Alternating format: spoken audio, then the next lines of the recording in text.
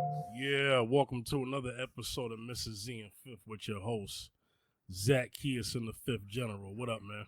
Hey, what's up? What's good? Good to be here. Good to be here. Thanks for tuning in, everybody. Yeah, Thanks. Yeah, yeah. man. Thanks Yeah. for those.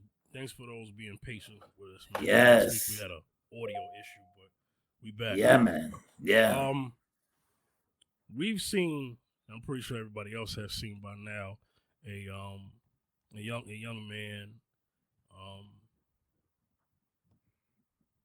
in New York City subway train video of him being on the ground, him, other people on top of him, being put in a chokehold by a civilian.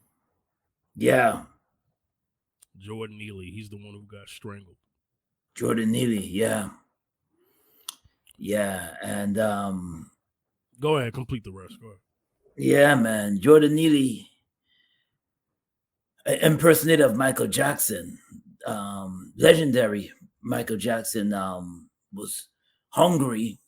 I'm just recapping. He was hungry, and he had a little mental issue, and he was just hungry, just on the train in Midtown Manhattan, New York City, on the train.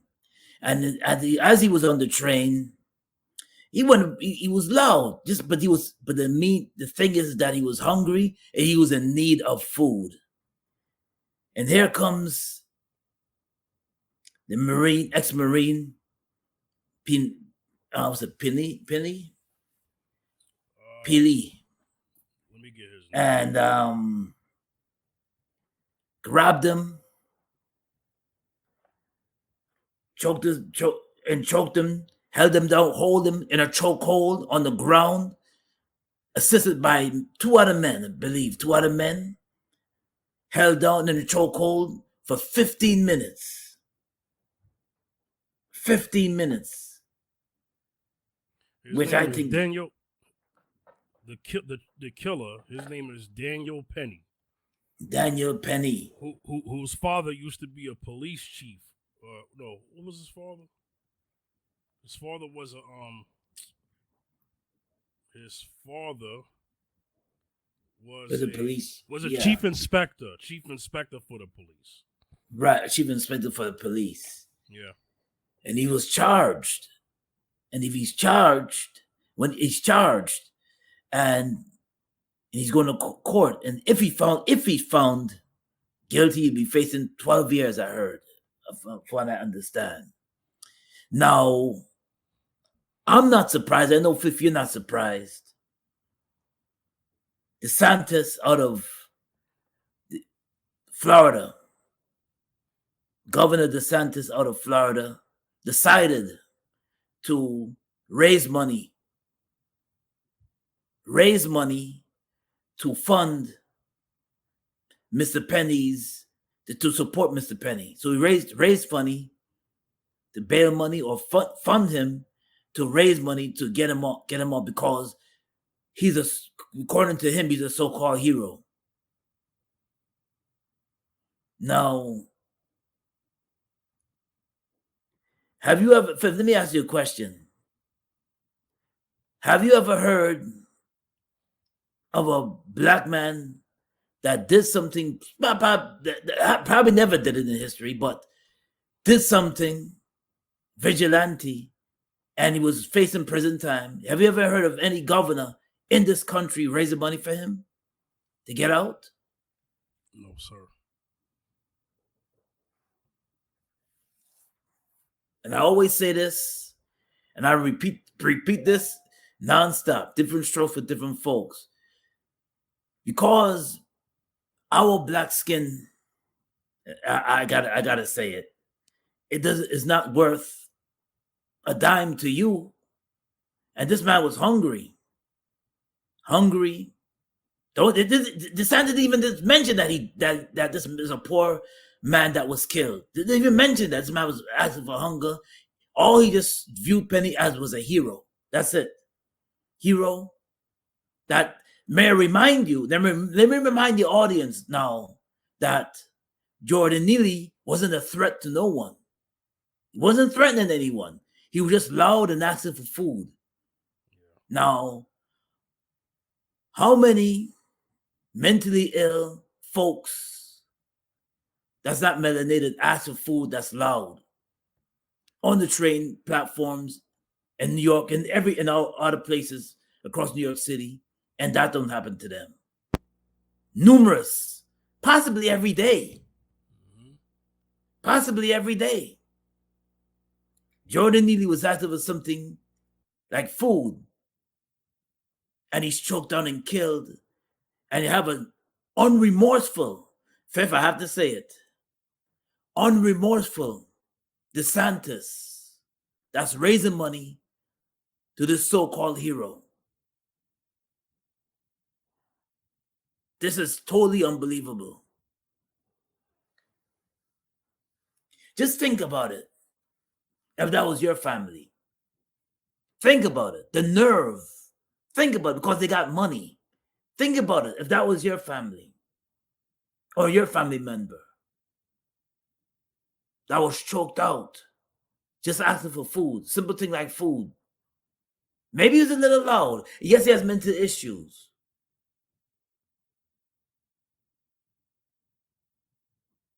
And he has a rough story too. Jordan Neely has a rough story too. As a young man, he's seen his mother die right in front of him. So all these things can trigger off a mental issue. Many things trigger off mental issues in people. Many things. Many things that they've seen or things that they've been exposed to. Things they've been exposed to that damage their mental, their psyche. And all of a sudden now, out of the blue, here comes DeSantis. This is the same governor that decided to use the LGBTQ community as a community to totally get rid of Black studies. Same one. Same one. He's the same one that used the LGBTQ community, the rainbow community, just to get rid of the Black studies. Same one. And now he's raising money. That goes to show you. This is a governor that wants to run for president. Mm-hmm. He in Florida, right? Yes, he's in Florida. Yeah. Yeah. Mm-hmm. So you have to ask yourself, an audience, you got to ask yourself this. If you have if you're melanated, have any remorse for Jordan Neely or anybody that goes through that, and it could be any one of us, because as you can see, our life doesn't mean anything. It's worth nothing.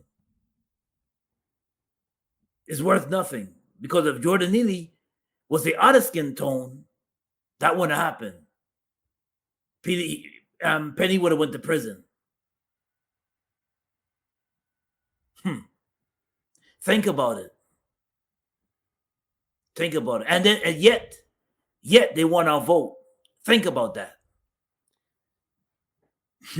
Okay, now here's the thing. I don't think anybody is surprised in the conscious world, right? Yeah, yes. Right? We're not surprised, no. And others who have knowledge of self. Right. So the reason why why Daniel Penny was able to raise what, 2 million? Wow. Yeah. Let me go to it. So the fundraiser that you were saying that DeSantis started, they're saying that this people have donated 2 million to Daniel Penny's defense case. So I mean, this is going to handle all his lawyer fees and much more, right? I would think. Much more. Yeah. And much more. Because a large majority, or at least most of this nation, or this world, but I'll just say the world, not just this nation. Yeah. believes that Jordan Neely uh, should have been killed. Hmm. So people put their money towards. A wise person once told me, "Show me where you put. Show me where you spend your money. I'll show you where your heart is." Mm. Mm. So Mm. for those who donated even a penny, that's where their heart is. Mm-hmm. They're okay with this. Yeah. I would Yeah. like to know. I would like to know who these people are. Um, I can't stand a quiet racist, and I understand what I mean by that. Mm-hmm. I don't like this idea that I gotta suspect you of being racist. I need to know it. Yeah. I don't have time Yes. to guess. Tell me up front. That way I know how to deal with you from the beginning. Mm-hmm. Okay? Mm-hmm. Mm-hmm. Go ahead, Zacchaeus. Yeah. It's just the audacity of fundraising a murderer, fundraising money for a murderer. No different No. from I'm gonna give the mic back to you. Okay. No different from Zimmerman. No different Nope. from Patalano, the one that choked out Eric Gardner. No different No. from Derek Chauvin, who killed Mm-hmm. uh, George Floyd. Mm-hmm. No different from that. I tell you who didn't get money. Muhammad Noor. Oh, y'all don't know who that is? Yo. Former police officer Muhammad Noor in Minnesota, right? Mm-hmm. Shot a white woman. Mm-hmm. Mm-hmm. And he got put away as he should. You don't kill people. But the point I'm making is Muhammad Noor, a melanated man, he didn't get the same praise Penny. that Yeah. Daniel Penny's getting, and Daniel Penny is not even a cop. No. No. I'm just saying No. the world picks and chooses who they care about. Yes, they do. They do. I It's think we quite know that. clear. It's quite clear. It's quite clear. Yeah. It's quite clear.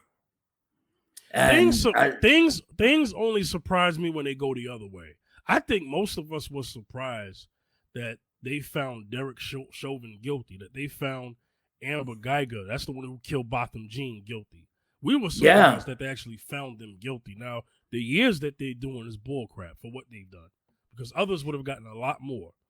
Like, for instance, that remember we talked about this maybe like 2 weeks ago or 3 weeks ago, I don't know, about the brother who had a priors spit on a cop and they gave him 70 years. Yes. Yes. Spat on him. There's 70 years. There's a lot of people, Daniel Penny supporters, I'll call them, who say that what that guy did who spit on a cop, that he should have got. Some are saying he should have got 100 years.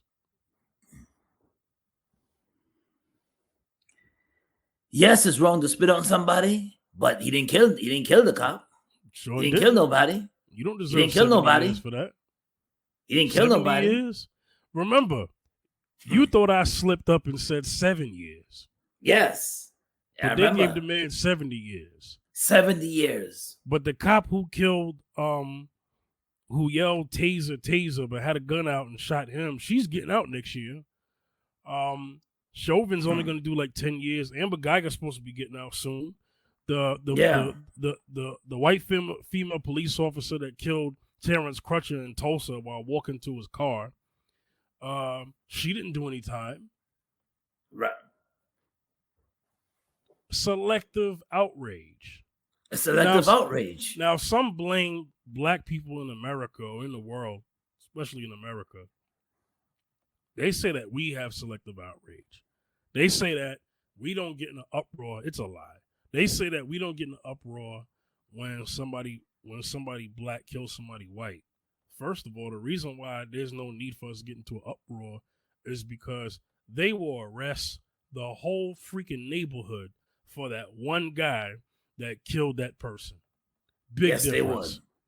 Yes, they would. They bust down doors. Hello, you know what we're speaking about? Bust down doors, go into your neighborhood, community, everybody. Why round up everybody? They round everybody up. Yes, because only black people get RICO laws, even if you ain't even do it. Yeah, you know how they say, oh, they fit the description, and then they lock up everybody who's black who don't fit the description. The only thing they got is that they black. That's it. When they yell out, and that's enough for them to go for. That's enough. when they yell out, black man, 150 pounds, red coat, man, you'll see brothers in there 5'5" to 7 feet 1 locked up, yeah, for that one guy. Yeah.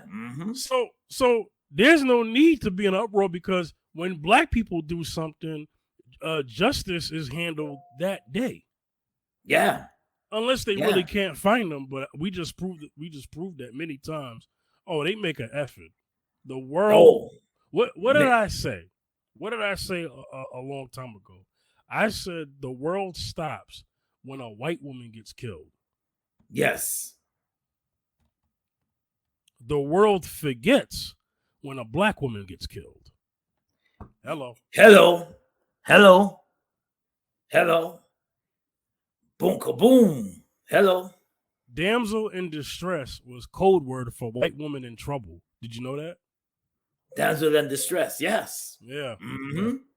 All right. Exactly. So we all know the slogan, man. You know what I'm saying? Different strokes for different folks. So the same, and when a black woman gets killed, the world continues, and the next day you forget about her. Listen, yeah, black man gets killed, it's forgot. They forgot. Oh yeah, I saw a movie, and I know it's a movie, but it just speaks to what's happened, right? I saw a movie where this white family was eating dinner, right? They was eating picked peas and mashed potatoes, right? Yeah. And green bean casserole, whatever the heck they was eating. And so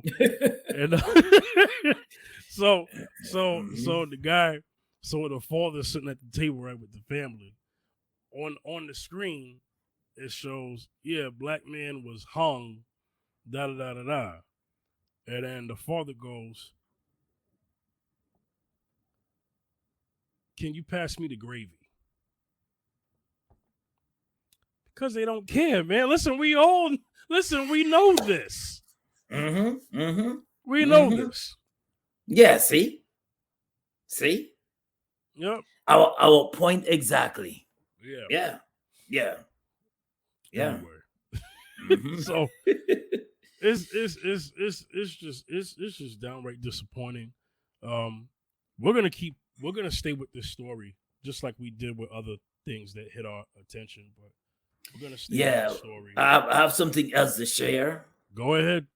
The recent news I heard on this brother named, it happened last March, I believe. March that just passed. Rasheem Carter out of Mississippi finally found his body murdered.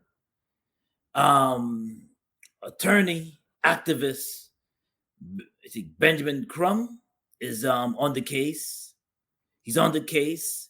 And right now they're having rallies in Mississippi following the passing of the murder of Rasheem Carter. Now, listen, we know the history of Mississippi. Those who are conscious and know our history, we know the history of Mississippi.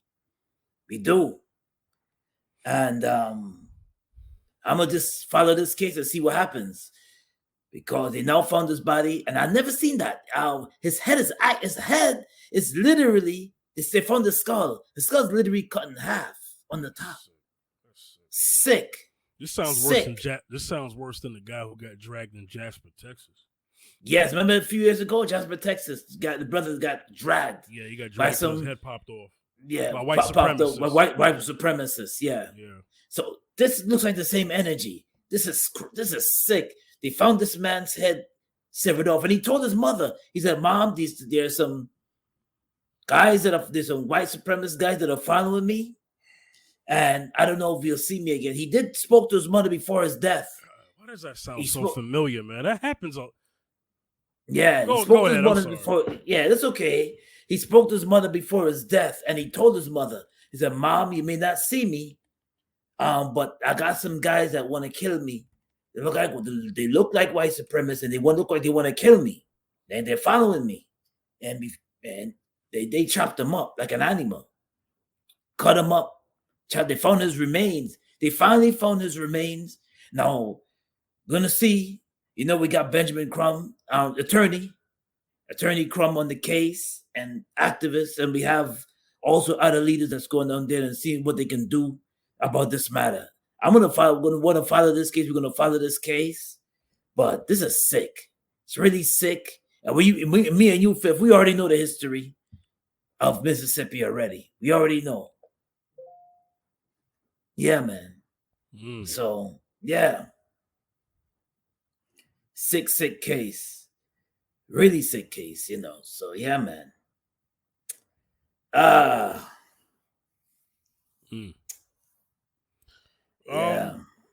Where does the all right. I didn't want to say this, but I guess we gotta go to this now. What should our people do now, man? In terms of how we treat politics, because it seems like no matter what we do, you know, we still get screwed at the end of the day, man. Going back to the whole thing about what you said about DeSantis. Yeah. We got to hold these people accountable. They want our vote so bad, but yet they do nothing for us. We gotta say, okay, you know what? Only a few of us is going to follow this. Hold your vote hostage. Only few is going to follow. And you have some people have a Democratic mind, some people have a Republican mind. And as you can see, what they're doing for our community. As you can see, literally nothing. Talk about change. It's got worse. It's got worse.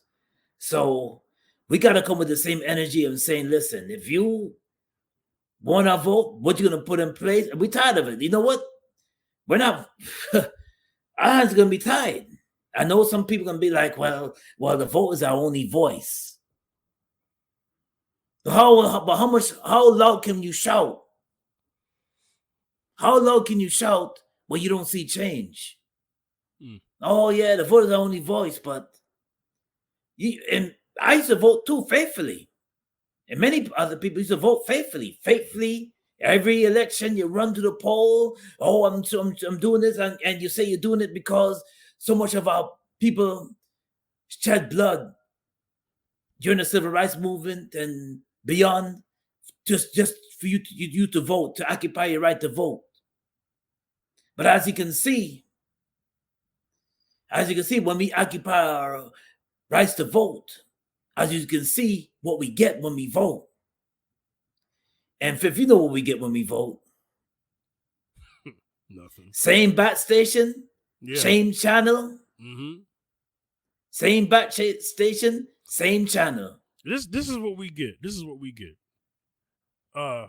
When they vote, you know what I mean by they. When they vote, they get policy. When we vote, we get "We shall overcome." Yeah. yeah. So that's all we get. Yeah. Yeah. So they talk about, they're gonna change this and change that. Well, we're still waiting for the change. We're still waiting to overcome. Still waiting. Yeah. So when you hear cases like this, like Rashawn Carter, and then you hear a governor raising money raising money just to fund a dude that literally murdered a man on camera, a poor man on camera, literally murdered him in camera, like 50 minutes chokehold on camera, and you're gonna fund him, and you want our vote. Okay. Yeah. All right. Well, we're going to transition over to another topic. Yeah. I have a video to play. This is going to make a lot of sense. Yeah. Okay. I have a video to play. We had to really kind of toss up a subject today, because I don't want to be talking about Ebony K. Williams anymore. I'm about sick of all of the points about interview and everything. We did what we did last episode. That's fine, but I do have something. Yeah. Great career, amazing. So the question is, when do you settle? When do you compromise? Or do you at all? As for me, I've been single a pretty long time. Never thought it would be this long. I have to admit, when I got divorced a long time ago, I was a little arrogant. I was in my mid-30s, and I knew I was a good catch. Good woman, educated, great career, amazing mom, and I was a great wife. Cook, clean, do all that. So I kind of was a little arrogant and thought, oh, it's no problem. I'm going to be married in 2 to 3 years. Well, it's been a long, long time. And honestly, not even gotten close. And so sometimes, like a lot of women in my situation that I've talked to, that you ask yourself, well, when do you give up? When do you give up on finding the one? Or do you? As for me, I go back and forth. Sometimes I go, well, I just need to be with Mr. Right Now. Doesn't give me butterflies, but he's a good man. He's nice. He likes me. Don't have much in common, but he calls, so I talk to him. Or sometimes you got the one that gives you butterflies, but he's unreliable and not dependable. He's broke. You got to take him out to dinner. We've all done that. Those are never sustaining long-term relationships. So the question is, do you compromise? Well, where I am right now today, I'm going to say no. I'm not going to compromise. I'm waiting. I'm going to stay optimistic. It gets hard staying optimistic this long, but I'm going to stay optimistic. Now, tomorrow, I don't know. Might settle. So the question. Did you get all of that, or do you need me to play that again? I get all of that. Yeah, I did. I do. Okay, I'll go back and play some and chop it up. Okay, you go ahead. What's your first reaction to this? Is a woman who is of a certain age. I don't know, but I'm gonna go ahead and guess she's between 50 to 60 years old. Okay, yeah. Sound like it. Yeah, older lady. Mm-hmm. Sound like it. Yeah. Good looking woman though. I don't want to. There's nothing wrong with her physical looks, but you get to hear what's going on in her mind. Yeah. How she views herself and how she viewed her world in the dating marketplace in the past and now. No, yeah. Go ahead. Yeah, sounds like she doesn't. I mean, she dated many. I'm sure she did it many, many, many times, and she's saying that she don't want to settle down with a guy that's broke. He's broke, and then she made all these like men in different stages, and it comes. My conclusion is that in her situation, she's still single. Yep. She hasn't found anybody to tickle her fancy. She hasn't found anybody to sweep her off her feet or to. She's still single, so ain't nothing wrong with her singlehood. But my thing is this: sometimes when you're so selective, and my mother used to always say this all the time. When I was growing up, and during the process of not me, she used to tell me that, but she used to talk about other women that are single and that are in their 50s. She used to say, Yeah. You go around and you keep putting on these men. Sometimes God put a man right underneath your nose, and you know what? You have so much of styles. You have so much of styles, and then you will carry on with your styles. Yeah, you pick until you pick nothing. And my mom used to always say that all the time. So I said, so she seemed like he's picky, and hey, listen. Sometimes we have a choices of who we want as mates, but I'm gonna just say this: God sometimes put people underneath your nose, but sometimes we have certain styles that we walk in with, certain things that you look at certain things. Maybe he's too short. You look at how much income he's making. You keep looking at different things, in not considering that this man makes me laugh. Yeah. Say what your mother said again, man. Your mother said you pick until you what? Until you pick nothing. You pick until you pick nothing. That's right. Yeah. Shout out to your moms. Rest in peace. Yeah. God bless. Yeah, man. Yeah. So, and that's what it is. And sometimes, and mom used to be, listen, that was back in the early 90s. I'm telling my age, but mom was right. And we overlook certain things. And some people, we overlook certain things, and not knowing that you're having a good time. I'm sure she found some men. This woman was able to find men that she gel with, that she could collab with, that she had a good time with. But you know what? She looked at his status, she looked at his pockets, and then she probably looked at other things too. Maybe his height. Let me say this. And just say, you know. Let me say this. I'm gonna play this and chop it up, and this is gonna actually help your point in mind. When we play this again. So the question is, when do you settle? So her video is about when do you settle. When do you settle? Shout outs to DD, content creator on YouTube, for this video that she's doing a review on. This is where I got it from.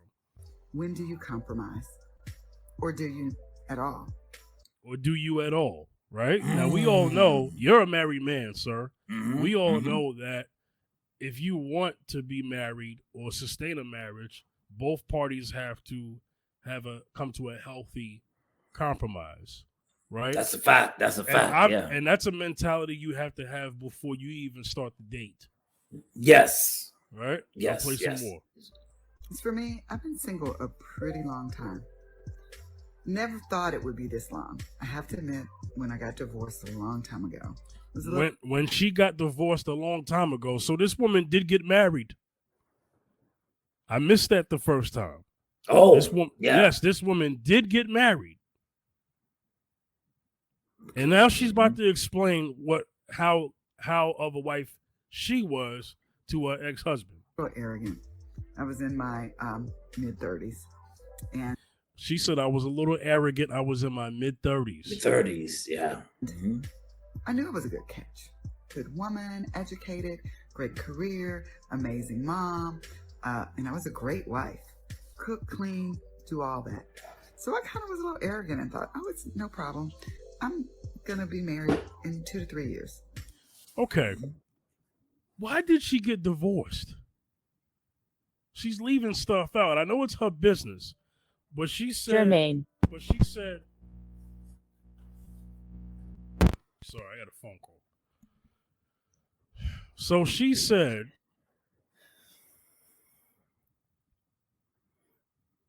I'll get married. After her divorce, she said, I'll get married in 2-3 years. Like it's that easy. She said she was a great wife. So did she get a divorce because she had a bad husband?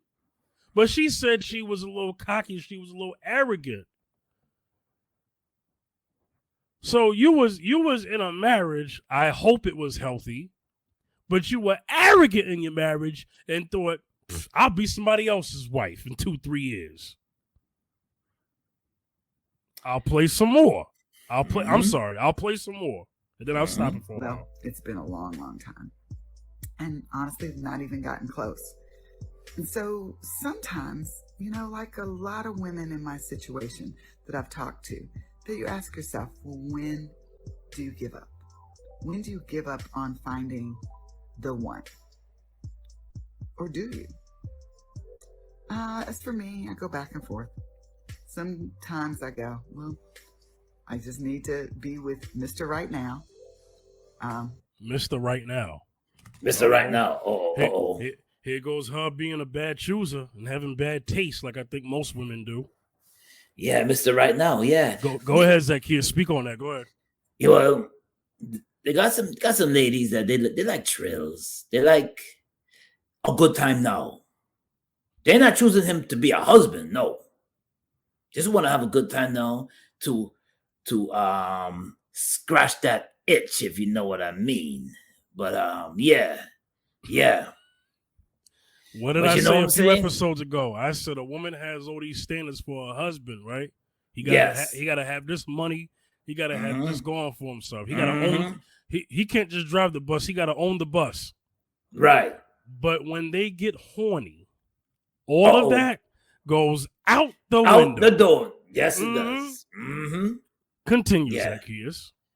Yes. So she has an itch, she has a scratch. So he's a here and now guy. That guy that comes around, he has a good time with him. She laughs with him. She ain't gonna choose him. She ain't gonna take him serious. Mm-hmm. He might get a little cookie at the end of the night. After they sit down watching, they go Netflix and chill a little bit, and just enjoy that moment. It's only for a moment. Because remember, some people, ladies and gentlemen, some people come in your life only for a season. Okay? So maybe for that moment, he's good for that. He's Mr. Goodbar. He's Mr. Goodbar for that moment. Just for that moment. Then when she's done and true with you, she's done and true with you. It's like this. And there are some people that live like that. There are men that live like this and some women that live like this. Where you're only there for a moment, for a good thrill, and then you get your backside just kicked out. They just say, okay, goodbye. They don't want to deal with you anymore because they already got what they want from you. They already got what they needed from you. And that's how some women are. That's how some men are too. They're going to be with you for a little moment.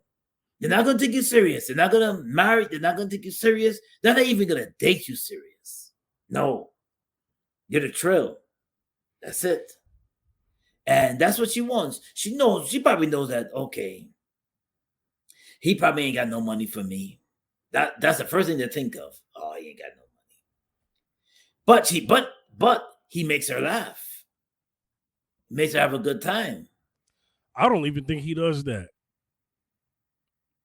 I don't even think he does that. I think he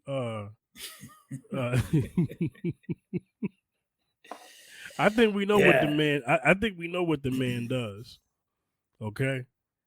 The man. The only thing that man could offer her. Let's just keep it real. That she's talking about that she didn't get specific, but I'm thinking this probably happened. That when women are in her situation, the only thing they'll settle for, at least at the moment, at least this dry spell, quote unquote. This is a family show. I got to be careful, but they know that all the man has to offer is hard D and bubble gum. This is why she later said. This is why she later said she got with a guy who was broke, and she had to take him out to dinner. Yeah. There's only one reason why a woman would do that. Yeah, he's gonna lay the pipe. Okay. Anyway. Okay. This man lay more pipe than Mario and Luigi. Okay. Benny, yeah, man. So but yeah, that's what it is. Only for a trail, and they have the opposite. Well, I'm gonna mention the other way right now, where the man has I'm gonna mention the man that has big pockets now that she's using. take her out, wine and dine her. But she ain't gonna marry him though. Because remember, she's very selective. She only wants it for a thrill. But he's got to figure that out. Like, wait a minute. We're not even an item yet, but I'm spending all this money and time. I'm traveling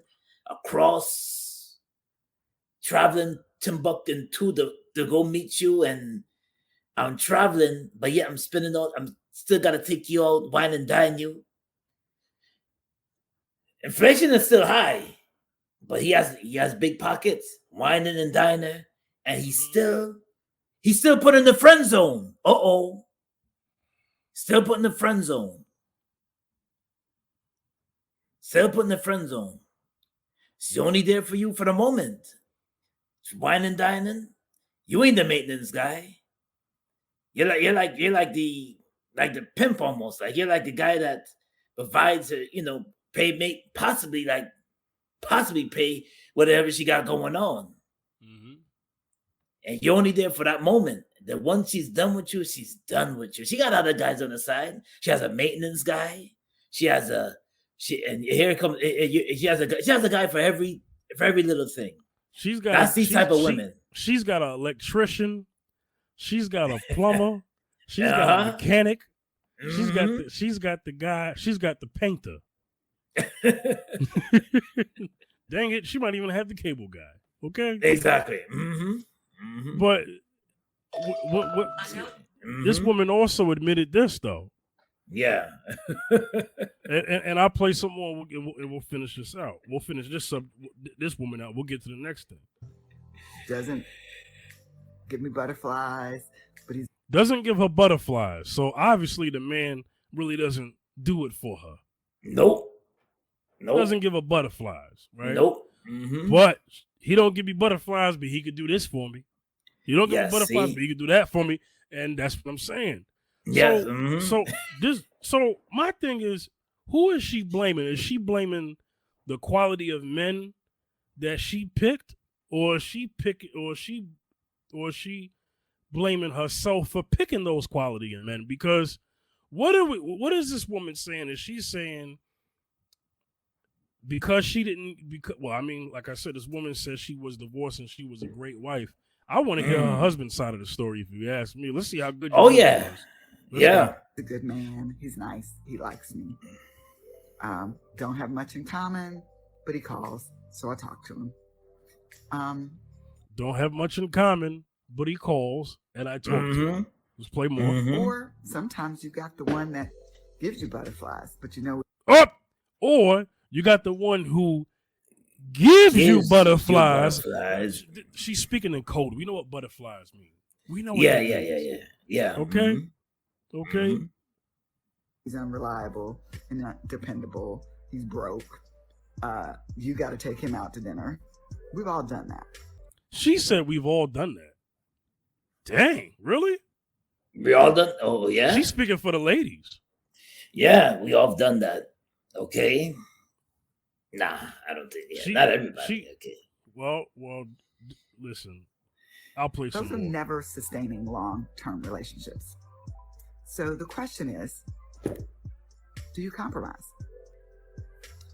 Well, where I am right now today, I'm going to say no. I'm not going to compromise. I'm waiting. I'm going to stay optimistic. It gets hard staying optimistic this long, but I'm going to stay optimistic. Now, tomorrow, I don't know. Might settle. See, this is why women like her losing. Because you said, ma'am, you were a great wife. She didn't say anything bad about her husband, though. I'll respect that. I didn't hear her disparage her husband by any means. Right. I did not hear that. I didn't hear it. No. So I can say maybe she's admitting some things. I would say that maybe there's some accountability on her end, but ma'am, it's not the quality of men that are the problem. It's your taste is the problem, because that what you ultimately picked. Okay, if the men that were like your ex-husband, ma'am, or good quality men, maybe there's something in you that is stopping those men, you getting those men attention. How come women don't ever think of that? Everything is not another person, right? And I know this woman didn't say this, but I also want to say this because I meant to say this last episode. If you in life, for the things that you want and need, or putting that all on what somebody else should give you, you're not ready. You're not ready. Because that's not you being an addition as well. That's him being an addition, of course. But that's not you being an addition. Okay? You can't want for something and you don't come to offer nothing. That's not how that works. If you want a man who has something to offer, you better be a woman that has something to offer. Hear me today. If you ask some women that question, like, what do you have to bring to the table? You know what you hear? Some women. Crickets. Or like this pretentious female evangelist going around telling women, when somebody asks you what you bring to the table, say, I am the table. What if we said that we're the table? Man, let me tell you something. We would be called narcissistic, sociopathic, egotistical, misogynistic, any name you could think of. Yeah, see? Yeah. I want you to speak. I want you to speak to the rest of her point, though, at the end. How she ended that. How she basically said, this was all about her asking, when do you settle and when do you compromise? This woman messed up, man. She messed up. Okay? She did admit that she was arrogant. See, pride comes before the fall, man. This is where this got her. I don't know, because she didn't say why she got a divorce. But I have a feeling she filed. The best man this woman was able to get, sounds to me, was the man she divorced. And she says she's nowhere close to getting remarried, and nowhere close to the quality of man that she thought she would be able to get. Yeah. But she said she was a great wife. If you were a great wife, and doesn't the Bible say he that finds a wife finds a good thing? Finds a good thing, yeah. Meaning the woman would already have to be a wife already before we walk down the aisle. Lady, if you were what you say you are, then how come you didn't get remarried? How come you didn't get snatched back off the market? You know why? Because we don't know if you was a great wife. You're giving yourself praise. You might have been a nightmare, lady. Oh, yeah. You once said, sir, on a couple of shows ago, that after a man got a divorce, he said, I didn't find a wife, I found a knife. Found a knife, yeah. Oh, yes. Yes. Go ahead, Zacchaeus. Yes. No, she talked about settling. No, you know when you settle, you're talking about lowering your standards. You said, I just settle. Well, she admitted she did. Yeah, she said she got with the guy who shouldn't have nothing in common with. Right. Who was nice, who probably wanted to dine her, but didn't really want him because he didn't give her quote unquote butterflies. But the Pookie that she described did give her butterflies, but she had to pay for him. Yeah. Yeah. You see, the grass is not always greener on the other side, lady. Sure ain't. So if you had a decent husband, a husband that was sticking by your side, and you all of a sudden now decided to say, well, I'm not in love with him. I'm not in love with him anymore. And you let your emotions get the best of you. This is where people make mistakes. When you allow your emotions to get the best of you. And because not every marriage is perfect. And you think that, okay, I left them. I may get something better. I left them. I divorced them. It was no legit. Sometimes people get divorced. It's not really a real strong, legitimate reason. Sometimes you just quote unquote let their emotions get this. They fall out of love. So some of them, not this. Maybe in her case, maybe this is what it is. She got tired of him and tired of the relationship, and she said, "You know what? Maybe I could probably find something better." Then she realizes years went by. Now she's mid-50s, pushing 60. And then she realized that man, I hope I just gonna settle. Because she hasn't found nobody as good as the one that she said I do to or married. So she decided I'm gonna just settle. And you could settle, but I mean, nobody's gonna be knocking on your door to possibly marry, because she mentioned marriage in her interview, in her talk. Now, don't be surprised, lady, if you're 60 years old and no man has said I do to you, or no man has ever I don't know ever, but no man is quickly gonna say I do to you. Because at 50, some women still got it going on at 50, but when you're pushing that 60, and not like they did when they was 30. No. And sometimes for some people, when they hit a certain age, it's like, okay. And some men look at you like you had it. They look at your face and be like, oh yeah, she's aged. They ain't looking to get with you. They may look for you in other ways. Maybe spend some money on them. Maybe, how can I put it? Get the cookie when they need you to get the cookie.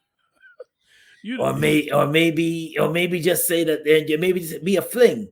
There's a thing called a fling, just a quick fling, and that's it. But once you find somebody, and this is my message to people. Once you find somebody that you can collab with, somebody that you can gel with, somebody that you can share things with, somebody that you truly love, and you throw them away like they're no good fish. The grass is not always greener on the outside. You may not find that one again. And very rare that the person that you threw away come back to you. It's a rare. Very rare that happens. But look like this woman took him for, I'm just saying, it seems like, it just almost sounds like she had somebody and she probably took him for granted. And she realized that, oh, damn, I might have made a mistake, but maybe I get married in 3 years. That's what some people say that. Yeah, I get married in 3 years, and then realize that, oh no, I made a mistake in getting married. There's people that get married maybe the second time, maybe had a good the first time, and then realize that, oh my goodness, what did I done? I should have stuck with my original. Because sometimes, and very rare, you'll find somebody marrying the second time or the third time, and they found gold. But sometimes the second way, unless you had a bad marriage. There's people that had, when they married them for the first time, they had really bad marriages for the first time. And I'm not talking about those.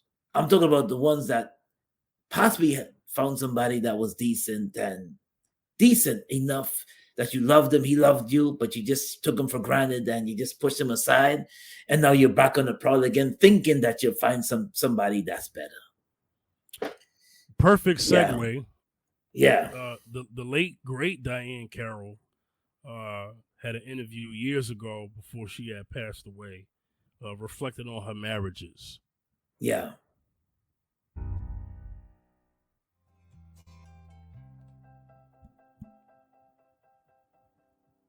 Was I married 4 times? Yes, I was.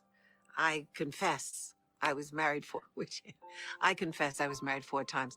And the reason I'm smiling is because I spent a lot of time um, giving the men involved in some of these relationships a very bad uh, reputation. I'm not saying that I ever said anything that wasn't true. It was all true, except that the reason that this one human being kept choosing selection poor, not able to evaluate whether this should be a friendship or this should be a marriage. I wanted to be married. And so when the opportunity was there to do so, I did it. I had not lived alone. Quite frankly, I didn't know how to do that. I'm not sure that I know how to do it today. But I did think that it was time for me to stop and try to answer these questions for myself. I decided to come back to Los Angeles and learn to live alone. I said I will learn about me, not the role I play. And it's difficult to learn to live alone. It's difficult because I'm difficult. I'm not easy to live with. You know, you have 3 or 4 choices here that will give you a terrible day or a wonderful day. And there's no one else to blame except you. Because you're here alone. You can't say he did this or he did that. It's all you. And you don't seem to want to make yourself extremely happy the way you wanted other people to come along to make you extremely happy. Nobody can make you extremely happy but you. I was an old lady before I understood that.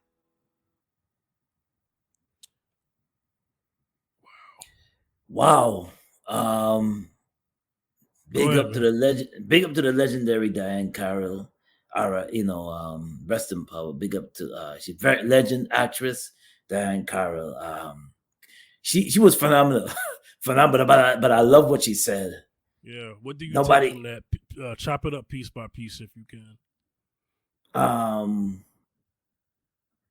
One thing that grabbed me with her is when she was how she was saying that she was getting she was a woman, and a lot of women back then they were prepared for marriage, like prepared for marriage. They knew what it is to settle down. They knew what it is to hold on to somebody, and especially if that person is great with you, you hold on even longer until death do you part. Now, what really struck me about that interview too is when she even said at the end that she was an old woman and she realized that only she has to be happy for herself. She realized it while it was too late, though. Yeah, that she can only be happy. She has to be happy within. No one can make you happy. Right. And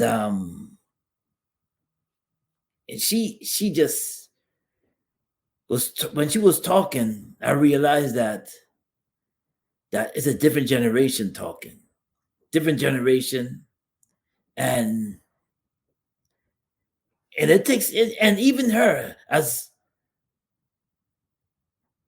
back then she was even talking about she was to me she was representing the women back then, not all of them, but a lot of the women back then as far as what it is to grow, especially in a relationship. What do you have to different steps to take in a relationship? And that's what I got from that. You know, that's what I got from that Diane Carroll talk. Yeah. All right. So let me give my take on it. No, what she got was, I'm not saying no to you, but I'm saying what she. This is what I heard, and I hope I heard it correctly, and I'll even play some of it again if I have to. Yeah. She said she was married 4 times. She said that she didn't know Yeah. whether some of those relationships should have just been relationships that didn't lead to marriage, friendships. But she said she knew that she wanted to be married. That's right. Yes. But that doesn't mean she was prepared to be married. But she said she wanted to be. And then she talked about how she gave some of those men bad reputations. That's what she said. One of the most noticeable people she was married to was Vic Damone. Oh, okay? Yeah. So then she also said that she didn't know how to be happy by herself. What she meant, what I got from the end was happiness is within. That's what I got from the end. She was looking for other men to make her happy. Yes. But then she also admitted that she's alone. And she never knew how to do that then, and now she's not quite sure if she knows how to do that now. Now this is an old video from 9 years ago. So the thing is that because she messed up in her marriages, that it is a result of her dying alone. That's what I got. Because I don't want this for every woman here. I see women in the comment section giving her praise for how she ended her life. Some are only giving her praise for being honest and saying that the problem was her. She said, it's difficult because I'm difficult. She said that. I'm difficult to live with. She said, because I'm difficult. Mm-hmm. I didn't realize that till now. She's like way in her 70s when this video came out. Oh. Okay. So, or maybe even 80, I don't know. But it's quite sad that it took that long for her to figure that out. I think she passed away like 10 years ago. Or at least within the last 10 years. Yeah. Or maybe 10 years ago. It might have been like 2014, 2015, right? Okay. Yeah. And I think that's the thing that people need to take from this. There are many layers to take from this. Okay?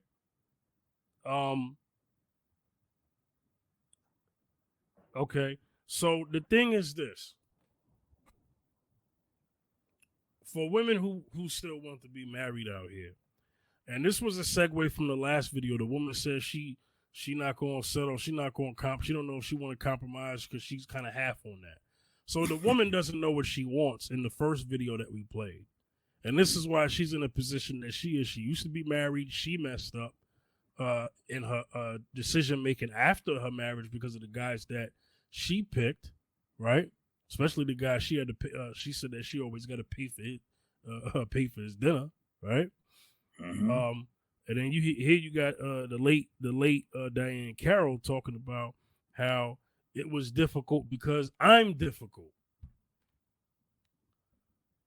If she wasn't difficult, she'd probably still be married.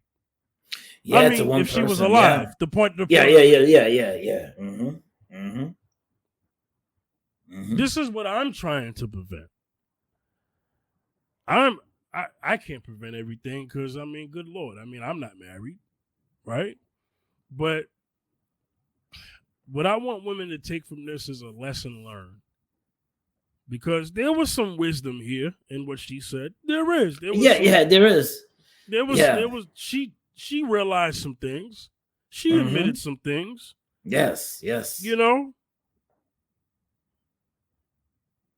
And when people say dying alone, they don't mean like you in the hospital alone. No, they mean like what they mean is not married. If you were a widow, that's different. You know, my grandmother, my grandparents were widows.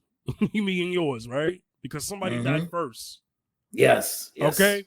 So that's not what we mean by dying alone. She died divorced. Now, I'm not saying that marriage is the only thing that gives you life fulfillment, but what I'm saying is that ladies, don't be difficult in your marriage and then be surprised when you get a divorce.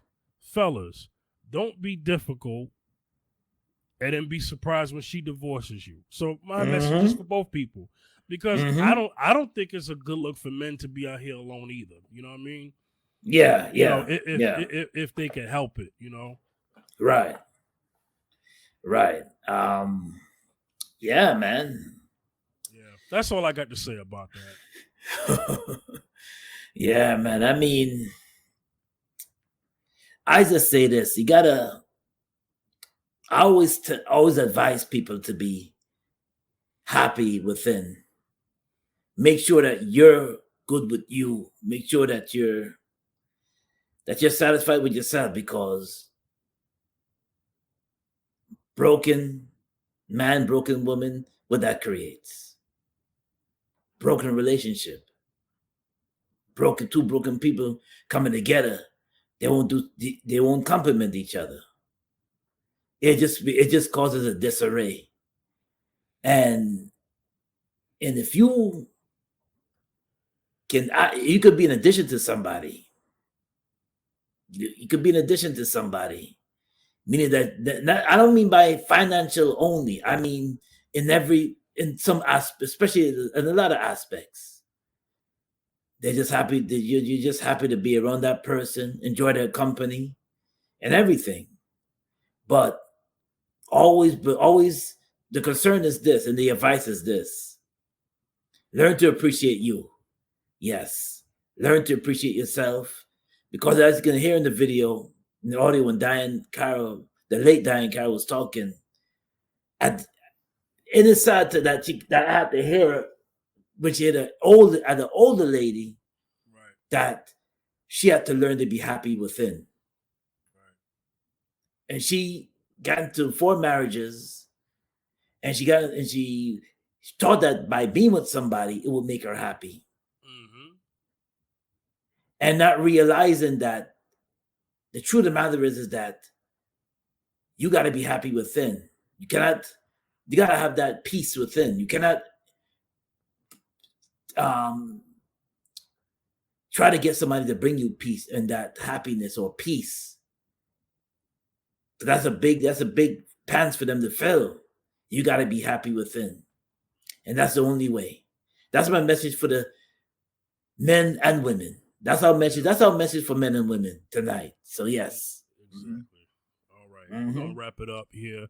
Zacchaeus, let everybody know where they can contact you, man. Hey, you can reach me at Zacchaeus Music on Instagram, also on Twitter at Wayne Backus 2 on Twitter, also on Facebook Wayne Backus 167 on Facebook, also on what else on TikTok, Wayne Backus Gospel on TikTok. Yo, just hit me up, y'all. I'm everywhere. Hit me up. Zacchaeus Music. Yeah. Blessings. Right. Y'all can get at me at the Fifth General on Facebook, Instagram, and Twitter. All right. This was another episode of Mrs. Z and Fifth. We'll see y'all next time. Peace out, y'all. Peace.